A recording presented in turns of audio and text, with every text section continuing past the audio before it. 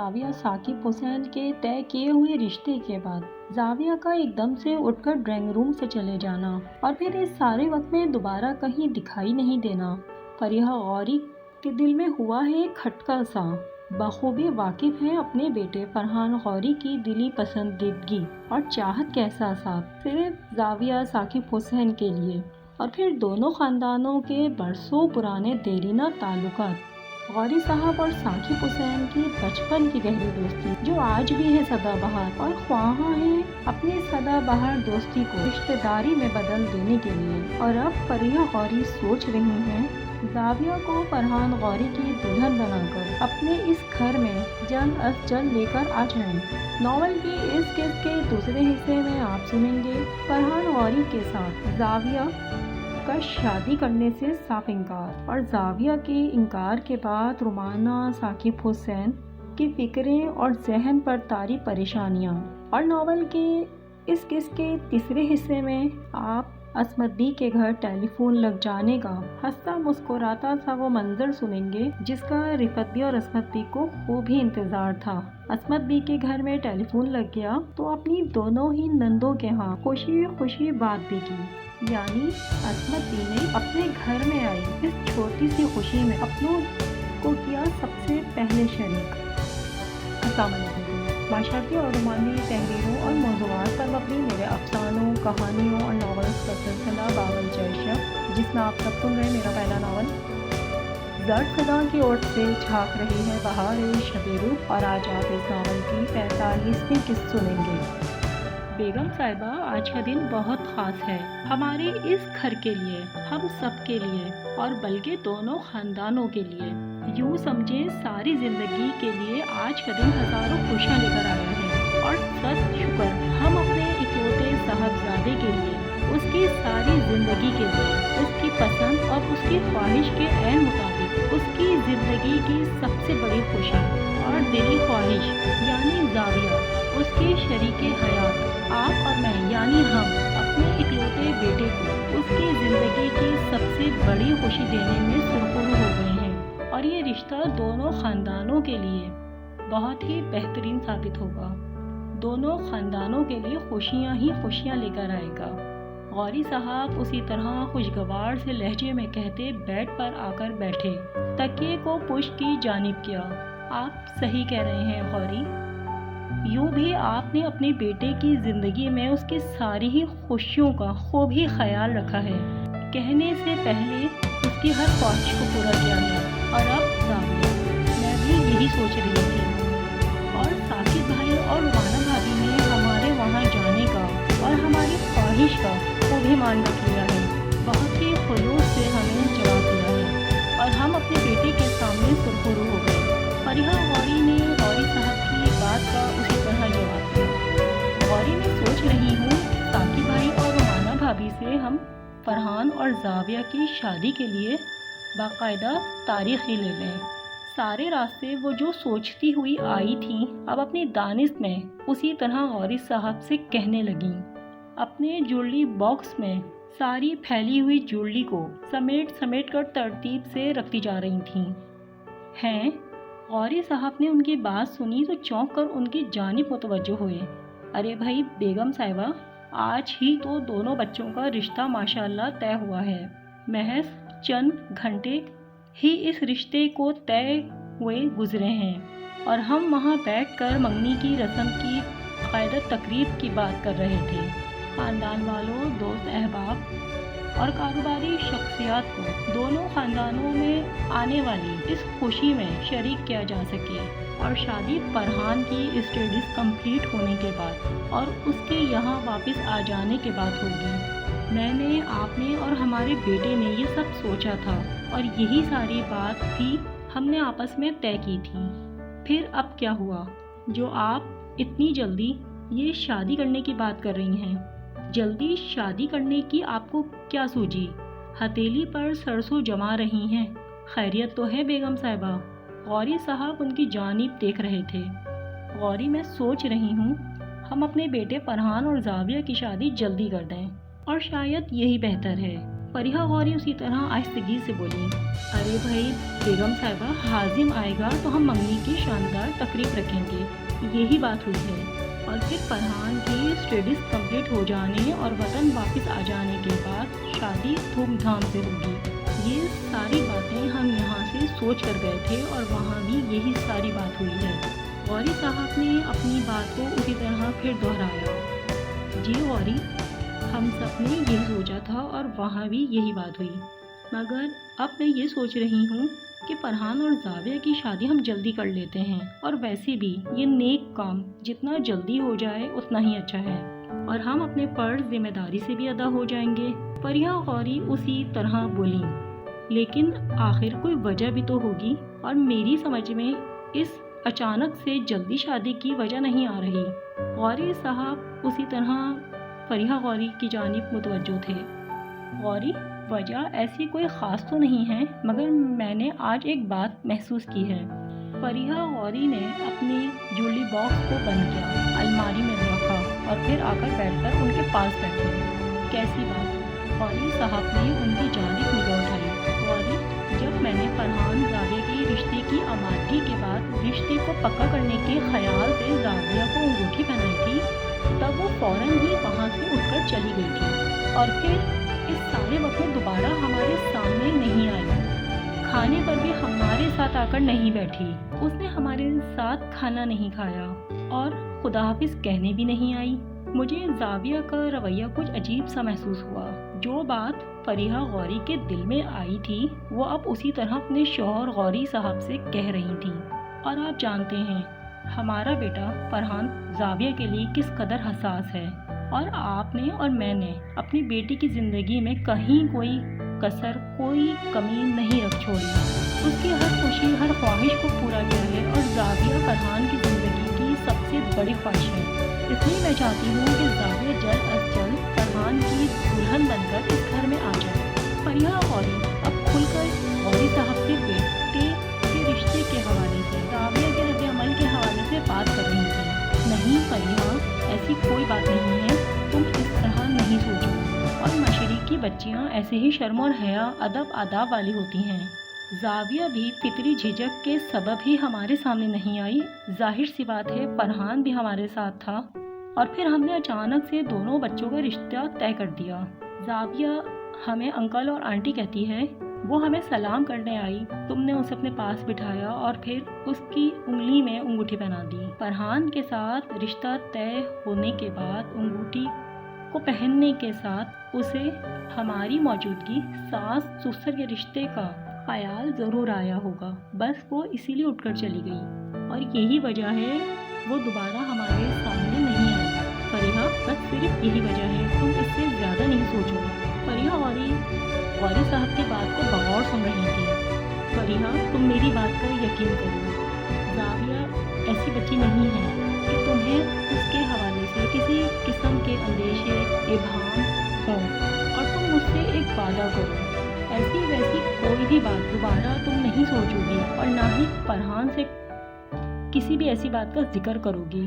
गौरी साहब फरीहा गौरी के हसास तबीयत से भी खूब वाकिफ थे। जो उनके दिल में होता साफ गोई से कह देती। बीवी की बात सुनी तो एक खदशा खुद गौरी साहब के जहन में सर उठाने लगा कि कहीं वो फरहान से भी इन सारी बातों का जिक्र ना कर दें। फरीहा, मुझसे वादा करो। गौरी साहब ने उनकी खामोशी को महसूस करते दोहराया था, जी गौरी, मैं फरहान से कोई बात नहीं करूँगी। फरीहा गौरी ऐसी ही से बोली। फरीहा, तुम जाविया की बात कर रही हो ना कि वो हमारे साथ नहीं आई, उसने हमारे साथ खाना नहीं खाया, और तुम्हारी पहनाई हुई अंगूठी के पहनते साथ ही हमारे पास से उठकर भी चली गई। मगर फरीहा, तुमने शाज़मीन को देखा, वो भी तो गायब हो गई थी, और इस सारे वक्त में शाज़मीन मुझे कहीं दिखाई नहीं दी। और सबाहत, वो भी तो लोगों के सामने आने जाने से, मिलने जुलने से किस कदर कतराती है। फरीहा, हम बरसों से ही उनके घर का माहौल देख रहे हैं। उनके घर की ख़वातीन ज़रा सी भी बेबाकी, बेतकल्लुफ़ी का मुज़ाहरा करती कभी दिखाई नहीं दी। हम वहाँ जाते हैं तो साकिब और माना भाभी ही हमारे पास बैठते हैं, हमें वक्त देते हैं। वो अपनी जानिब में फरीहा गौरी के जहन में आए हुए अंदेशों को ख़त्म करने की कोशिश कर रहे थे, वजाहत दे रहे थे, दलील दे रहे थे। غوری، آپ کی یہ بات بالکل ہی صحیح ہے۔ ثاقب بھائی کے گھر کی خواتین مہمانوں کے سامنے آنے جانے سے گھبراتی ہیں، ایسے تو میں نے بھی دیکھا ہے۔ اور رومانہ بھابھی زبردستی صباحت کو لے کر گھر سے نکلتی ہیں۔ غوری صاحب کی ذلیل کو فریحہ غوری نے کھلے دل سے قبول کر لیا تھا۔ غوری، آپ صحیح کہہ رہے ہیں، اور آپ نے میرے ذہن میں آنے والی فکروں کو، اندیشوں کو ختم کر دیا ہے۔ وہ بچوں کی طرح مان گئی تھیں، اور اماں جان تھیں، اور ہم جب وہاں جاتے تھے تب اماں جان ہی سارا وقت ہمارے ساتھ ہوتی تھیں، یا ثاقب بھائی، رومانہ بھابھی ہمارے ساتھ بیٹھتے تھے اور اچھا وقت گزرتا تھا۔ ہاں، مگر صباحت کبھی بھی مستقل آ کر نہیں بیٹھتی تھی۔ فریحہ غوری صاحب کی بات کی دلیل کے بعد اب اسی طرح بول رہی تھیں۔ چلیں بیگم صاحبہ، آپ کے دل کے ابہام تو دور ہوئے۔ بیگم صاحبہ، آپ مزیدار سی چائے تو ہمیں پلوا دیں۔ غوری صاحب مسکرائے۔ غوری، میں ابھی چائے لے کر آ جاتی ہوں، اور چائے پینے کا تو میرا خود بھی بہت جی کر رہا تھا۔ فریحہ غوری بیڈ سے اٹھتے الماری کے کھلے دروازے کو آہستگی سے بند کرتے اور پھر بیڈ روم کے دروازے کی جانب بڑھنے لگی۔ آج زاویہ کے رد عمل نے رومانہ اور ثاقب حسین کو واقعی اندیشوں میں ڈال دیا تھا۔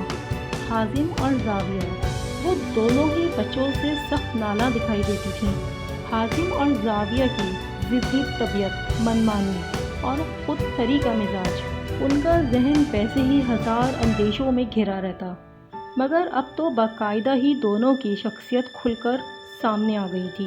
رومانہ ثاقب حسین کا فکر مند ہونا یقینی تھا۔ حازم کی پردیس کی رنگین زندگی کے مزے جو وہ وہاں لوٹ رہا تھا، تو آج زاویہ نے بھی صاف فرحان کے ساتھ شادی کرنے سے انکار کر دیا تھا، اور کس قدر بدتمیزی سے فرحان غوری کے ساتھ دونوں خاندانوں کے بڑوں کے طے کیے ہوئے اس رشتے کو ہی قبول کرنے سے منع کر چکی تھی۔ وہ کس قدر پریشان تھیں۔ لاکھ صباحت نے انہیں تسلی دی تھی، مگر وہ جانتی تھیں حازم اور زاویہ کو ان سے زیادہ بہتر کون جان سکتا تھا۔ وہ ماں تھیں، اور اپنی اولاد کو ایک ماں سے زیادہ کون زیادہ بہتر جان سکتا ہے۔ صباحت لاکھ تسلی دے دیں اور جتنا زاویہ کو سمجھا لیں، مگر وہ جانتی تھی زاویہ کا آج کا رد عمل ہی ان ساری کوششوں تدبیروں کے بعد بھی ہوگا، اور تب وہ ثاقب حسین کا کس طرح سامنا کریں گی۔ ساری زندگی شوہر اور شوہر کی عزت، نام، مقام کا بھرم رکھنے والی رومانہ ثاقب حسین اپنے سسرال اور ثاقب حسین کی ذات سے وابستہ ان کے ازہر پیارے رشتوں، ساری زندگی اپنائیت، محبت اور خلوص سے تھام کر رکھا تھا۔ شوہر اور شوہر کے خاندان کا مان رکھا تھا۔ شوہر کی پسند ناپسند، ان کی ایک ہاں اور ایک نا میں ازواجی زندگی کے شروع ہونے والے سفر میں رومانہ ثاقب حسین کا اپنے شوہر کے ساتھ ان کی سنگت کی ہمراہی میں اٹھنے والا پہلا قدم، اور آج تک وہ اسی طرح زندگی جیتی آئی تھیں جیسا ان کے شوہر کی مرضی، منشا اور اصول اور ضابطے تھے۔ شوہر پرستی میں وہ اس قدر کامیاب اور سرخرو رہی تھی کہ اپنی ذات تک کو جانے کہاں رکھ کر بھول چکی تھی۔ ثاقب حسین ان سے خوش تھے۔ رومانہ ثاقب حسین ان کی شریک سفر، وہ اپنی اس شریک سفر پر فخر کرتے۔ شادی سے پہلے انہیں کون جانتا تھا، اور شادی کے بعد انہیں کون نہیں جانتا تھا۔ محفلوں اور تقریبات میں ان کی ذرا دیر موجودگی اور شرکت، سارا سوشل سرکل، دوست احباب، عزیز و اقارب کس قدر مطمئن اور خواہاں رہتے، اور وہ ایک کامیاب بزنس مین ثاقب حسین کی بیوی ہیں۔ بس یہی ایک سچائی، ایک حقیقت انہیں یاد رہ گئی تھی۔ وہ ان کی بیوی تھیں، اور ازواجی رشتے میں شوہر کی پذیرائی رومانہ ثاقب حسین کو سرخروئی کی سمت مل گئی تھی، مگر اب اولاد، وہ ایک آزمائش اور امتحان کی صورت ان کی زندگی میں ان کے سامنے آ کر کھڑی ہوئی تھی، اور رومانہ ثاقب حسین اپنی اولاد کی وجہ سے ثاقب حسین کے سامنے ہرگز شرمندہ نہیں ہونا چاہتی تھیں۔ ثاقب حسین آج بہت خوش تھے، اور رومانہ ثاقب حسین انہیں خوش دیکھ کر ان کی خوشی میں خوش تھیں۔ انہوں نے دیکھا تھا وہ بہت اطمینان اور سکون سے تکیے پر سر رکھے گہری نیند سوئے ہوئے تھے۔ رومانہ ثاقب حسین نے آہستگی سے اپنے مزاجی خدا کے مضبوط بازوؤں کے حصار میں سر کو ٹکاتے اپنی ذات اور وجود کو ان کے حوالے کرنا چاہا۔ اور ان کی یہ کوشش کامیاب بھی رہی۔ ثاقب حسین کی آنکھ کھلی اور تب اپنے وجود کی آغوش میں آہستگی سے دبکی اپنی شریک حیات کو دیکھا تھا اور پھر اسی نیند خمار آغوش میں اپنے مضبوط بازوؤں کے حصار میں انہیں سمیٹ بھی لیا تھا۔ یہ رات خوبصورت تھی جو آہستہ آہستہ بیتتی جا رہی تھی، جیسے ثاقب حسین اور رومانہ ثاقب حسین کی سنگت کے ملن میں گزری ہر ایک رات تھی اور وہ اپنے مجاز خدا کی ذات میں سمٹتی جا رہی تھی، بالکل ایسے ہی جیسے وہ اپنے شوہر کی شوہر پرستی میں اپنی ذات کو حوالے کر چکی تھیں، ایسے ہی اپنے سارے وجود کو ان کے مضبوط حصار میں دے چکی تھیں۔ عصمت بی اور رفعت بی کی خوشی کا ٹھکانہ ہی کہاں تھا۔ رفعت بی کے کہنے کے مطابق زبیر نے عصمت بی کے گھر میں ٹیلی فون لگوا دیا تھا اور دونوں بہنیں کس قدر انہماک سے گھر میں آئی اس انہونی سی خوشی کو یک ٹک دیکھے جا رہی تھیں۔ ہائے آپا جان، اب میں روزانہ ہی آپ کو فون کیا کروں گی اور دن میں کئی مرتبہ فون کیا کروں گی۔ ہائے آپا جان، رات میں جب نیند نہیں آئے گی تو ہم دونوں بہنیں گھنٹوں اس فون پر بات کر لیا کریں گی۔ رفعت بی نے ٹیلی فون کا ریسیور اٹھاتے اپنے کان سے لگایا۔ ہائے آپا جان آواز سنیں، اور پھر کہتے ساتھ عصمت بی کے کان کی جانب ریسیور کو بڑھایا۔ ہاں رفعت بی، پہلے دنوں اور ہفتوں مہینوں میں بات ہوتی تھی، مگر اب ہم روزانہ بات کیا کریں گی۔